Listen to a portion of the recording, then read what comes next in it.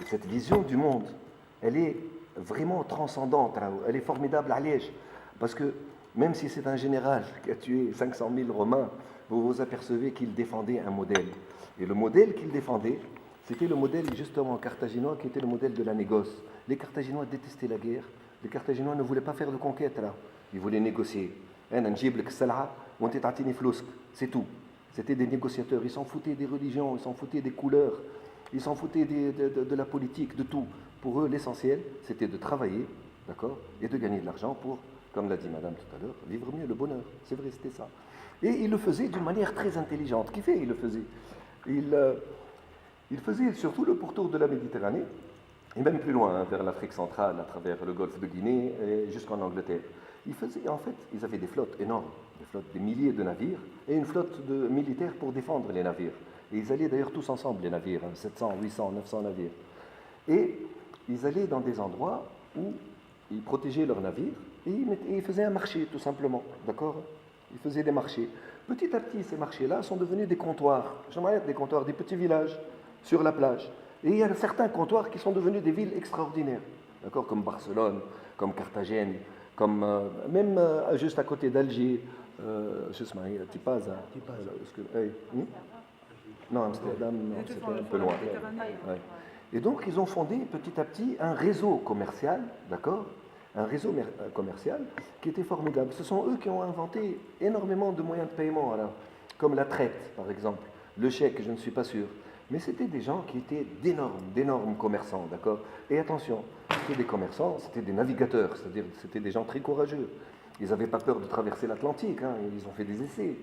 Ils n'avaient pas peur de faire le tour de l'Afrique.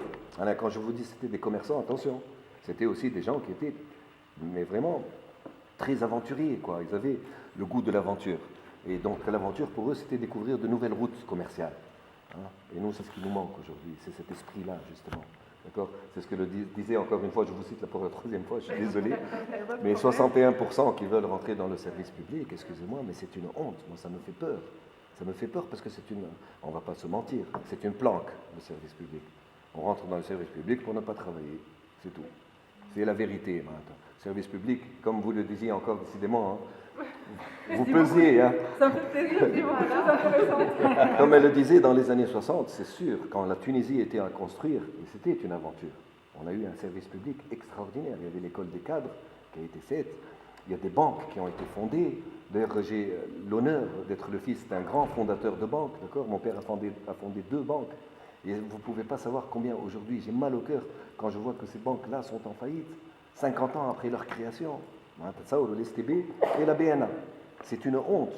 Et d'ailleurs, je vais en profiter pour vous parler un peu, cette fois en vous contredisant, par rapport au service public, cette fois.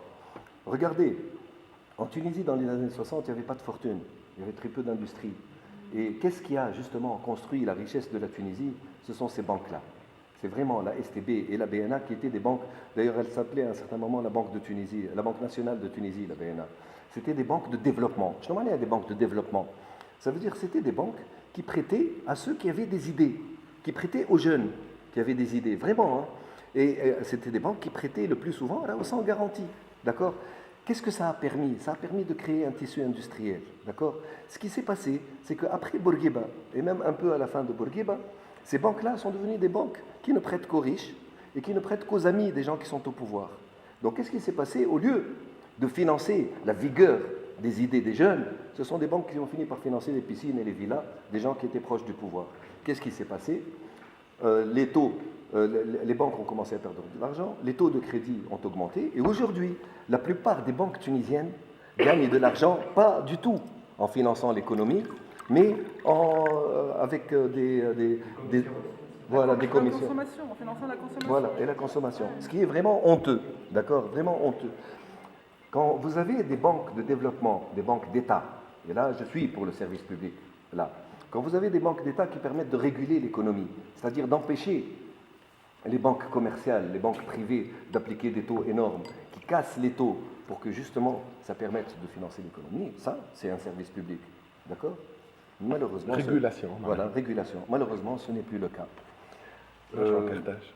Voilà, pour en revenir à Carthage, le modèle qu'avait créé Carthage à travers tout ce réseau commercial-là, en fait, tout simplement, alors, les mots, on ne les utilise pas parce qu'on ne peut pas les transposer dans l'histoire, mais Carthage avait créé le fédéralisme.